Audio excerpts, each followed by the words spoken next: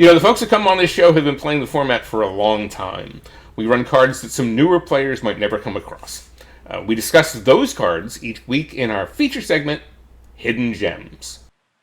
What nonsense do you have for us this time, Scott Larabee? Well, I was up last night thinking, what am I going to do here? I was going through my decks, looking for things. I was using EDH Rec to see how many, what percentage of all the decks in EDH they appear in. I certainly don't want to show up and suggest a hidden gem that's in 20% of all decks. Right. Because that's not hidden. And I thought I was on to what I was going to do. And then at the last minute, I changed my mind. So a lot of people know that I am the enchantments guy on the RC. Everybody's got their favorite card type or thing. Toby's is tokens. Mine is enchantments. And so when I was skimming through my Arixmethes deck, I thought this is the one I need to do. My pick is the fine Arabian Nights Aura Fishliver Oil. Yes, I run Fishliver Oil in a deck, and whenever I play it, and Sheldon can back me up here, whenever this card hits the table, a discussion begins. It's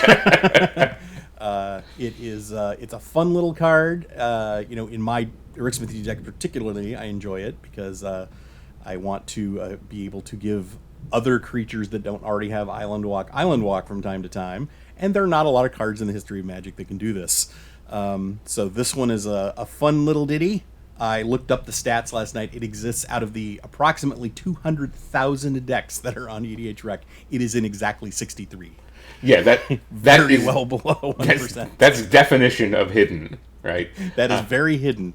I mean, it costs a blue and one. I know it's an odd choice. I know it's very situational, but think about it. If your local meta has a lot of blue in it, what's wrong with popping that on the biggest, baddest boy you've got and going to town? Yeah, no, I think Island Walk is just like totally valid because blue is a strong color. A lot of people are playing it, and a lot of times they're, it's kind of a control color. So a lot of people are playing it in decks that are going to try to control what you do, especially deal damage to them. So getting through Unbound is a great idea. Yeah, I like this pick, and it's really themey when you put it on Arixmethes. Right, and when I put it in my Sea Monsters deck, it works anyway. Cause theme and everything. I mean, I don't. So suggested by our friend Anton, who you all know as All Hail Bolus on the Commander RC Discord and on Twitter, I'm gonna go with Backdraft, not the format. Yep. Backdraft is an uncommon from Legends. It's an instant for 1 and 1 red. Choose a player who casts one or more sorcery spells this turn. Backdraft deals damage to that player equal to half the damage dealt by one of those sorcery spells this turn, rounded down.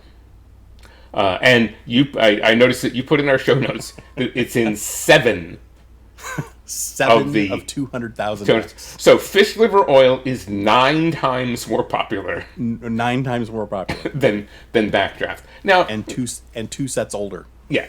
Now, if you're thinking, yeah, right. If you're thinking, well, I need to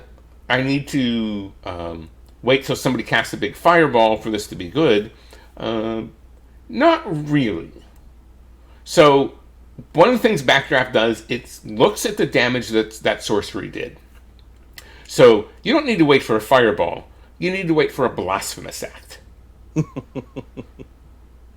Or a chain reaction. Then we're talking. Chain reaction. It's the amount of damage. Kind of thing.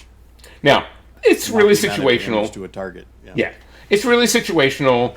It's the kind of card that I think is sometimes going to just be useless in your hand.